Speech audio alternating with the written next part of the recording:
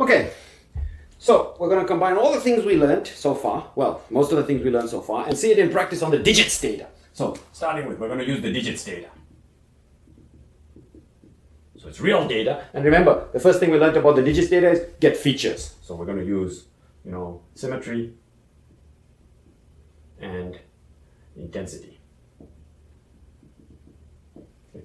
And then we're going to, separate with a linear model, a linear perceptron. Okay, so perceptron. So, the features that we have obtained are, 1, x1, x2. Okay. And so what we're going to do is now see what happens when we use the nonlinear transform. And we're going to use the fifth order polynomial transform. So, this is going to get pumped up to 1, x1, x2, x1 squared, to x2 squared, x1 cubed, to x2 cubed, all the third order terms, x1 to the fourth, to x2 to the fourth, all the fourth order terms, and then x1 to the 5, to x2 to the 5, all the fifth order terms. Okay, now it turns out that there are 20 dimensions, so DVC is 21, so there are 20 dimensions. 20 dimensions in the Z space, so in the transform space. So then you say, wow, that's going to be, we have a lot of digits data, but still, looks like that's a lot of flexibility. And it turns out that it may be a lot of flexibility. So we can define a set of 20 models. Okay, so I'm going to use validation. Specifically, I'm going to use cross-validation to do model selection among 20 models. Okay, so, validation. So I'm going to define 20 models. So M1, M2, M3, up to M20. And what's this? M1 is just using 1x1. So I'm just using one of my available 20 features in my Z space. So this is just using 1x1. And then M2 uses 1x1, x2. Okay, well, let's call these, let me actually call it Z1. Okay, so this is Z1, Z2 up to Z20. So I'm going to use Z1, Z2. And M3 uses 1, Z1, Z2, and Z3. And so on. And M20 is the classifier that comes from all the 20 points. Okay, so now how am I going to pick which model to use? i.e., how am I going to pick how many features to use? Okay. Cross-validation.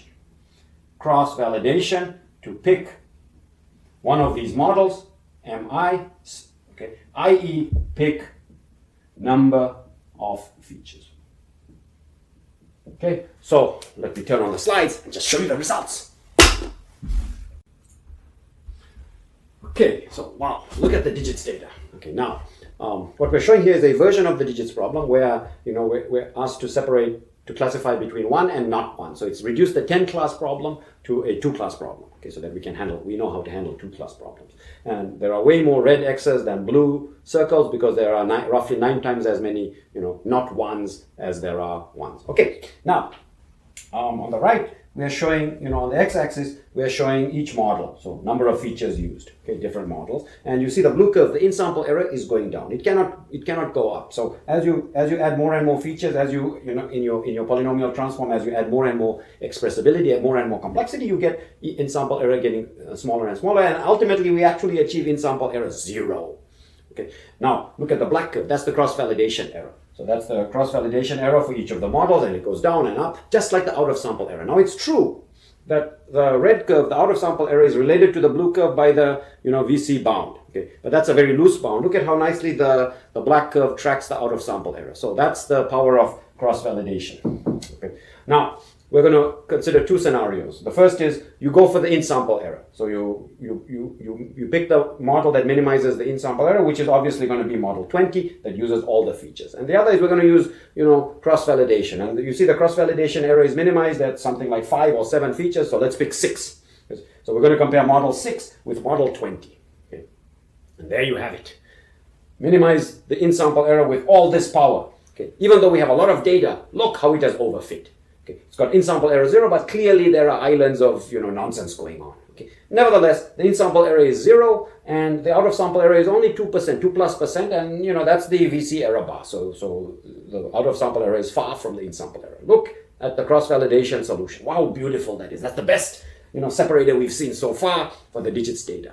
Okay, and the in-sample error is small, and the out-of-sample error is 1.5%, and that's the best we've seen so far. So I'm laying down the gauntlet. Now, when you get your turn at this data, with simple features and simple polynomial transform of fifth order, but that's dangerous. Okay, as you can see from the left. Okay, but using validation to pick the number of features to use, boom, 1.5% out-of-sample error.